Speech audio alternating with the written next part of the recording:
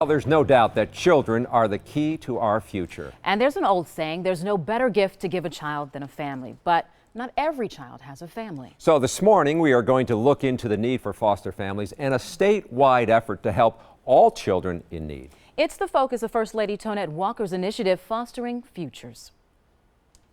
Fostering Futures is about creating hope by advancing principles of trauma-informed care across Wisconsin. Let me give you an example. If a child is belligerent and angry as he meets with his child welfare worker, we used to say, "What's wrong with that child?" But with trauma-informed care, we teach people to ask the question, "What happened to that young person?" And you just heard from First Lady Tonette Walker during the governor's State of the State speech. But we have her right here in our studio to talk about her focus on foster families and her initiative, Fostering Futures. So is this going to be a game changer when it comes to identifying the needs of kids who have suffered some kind of trauma early in life? This is a total game changer. This can change lives. And what we need to do is get at the root of the problem, stop just not working on the surface, but really get to the root of the problem. And that's what trauma-informed care does. And I know that this has been around since 1995 when it was first done in California, looking at the ACEs, all these different things that impact a child or an adult during their childhood. But can you tell me, what do you believe is the challenge for getting lawmakers and policymakers to buy into this use of trauma-informed care when it comes to dealing with our children and the ills that affect our social society? Well, you know, it's tough. I mean, I never knew how difficult it would be to work with legislators and with state and state government. But there are pockets of trauma-informed care being done all over the state. There's success. This is a proven. It's not a service, so there's no program. And I think that's what's hard about the whole idea of trauma-informed care is that there's no magic pill. There's no guideline, no rules. This is basically getting at the root of the problem, asking what's wrong with someone, listening to their story. I know that this is all focused on foster care. So a good example, take a child out of their home, and a lot of them are babies, and you wonder, baby doesn't need anything, right? You just take it, pull him out of his home. What we ask is, think about things using the same laundry detergent so that they have the same smells, same senses when they're in a place.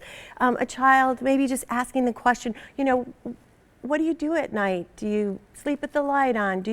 And I know that there are a lot of good foster parents that do this, but it's not standard practice. Now, we have been showing the video and the monitor here from the website, Fostering Futures. What is it that you will learn from this website? I mean, it breaks down how children are identified in certain traumas that happen in their lives. What are the most common?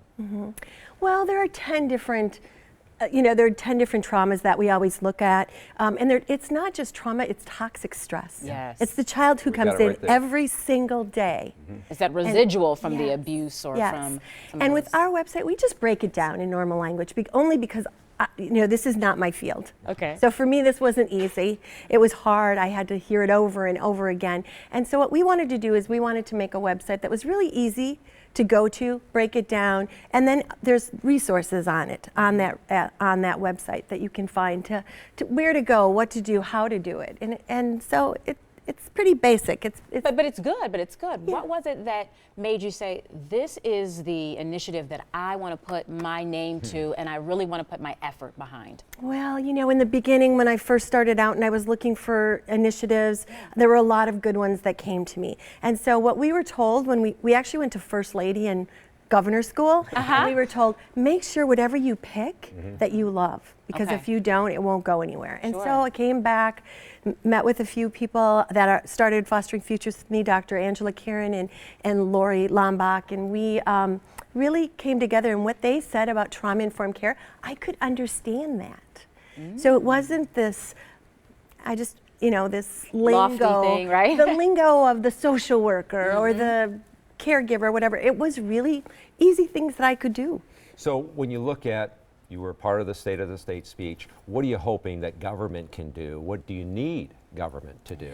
Well, what we found in Fostering Futures, and this is our 6th year, and we started out with a little core group in the beginning, and we had 3 core groups, and we tried to start from the grassroots, from the ground up, and they really couldn't do it by themselves. What we needed was management. We needed the top people to say, I want to help I want to help. We'll all come together. And that's what this is about. It's not just grassroots. We need the leaders. We need those that are in charge. So did you know the governor or something? Well, the best part about it was he had already heard about trauma-informed care. And so when we came to him, he understood it and he said, yes, I know this can work. And that's really been good for us because we've been able to train now 14 county agencies, 7 state government agencies. So we actually have them, okay, we're going to look at yourself. It's not just about what you're doing out there, because if we want to turn the mirror to yourself and say, okay, am I a good agency? Am I doing the right things? Am I asking the right questions? How am I responding? Yes, and then you can go out and do your job much better. Right. So I think you got something there. hopefully it works. Thank you so much for coming in and adjusting your schedule to be here. Thank you. Thank you. Well, coming up, what are the challenges and the benefits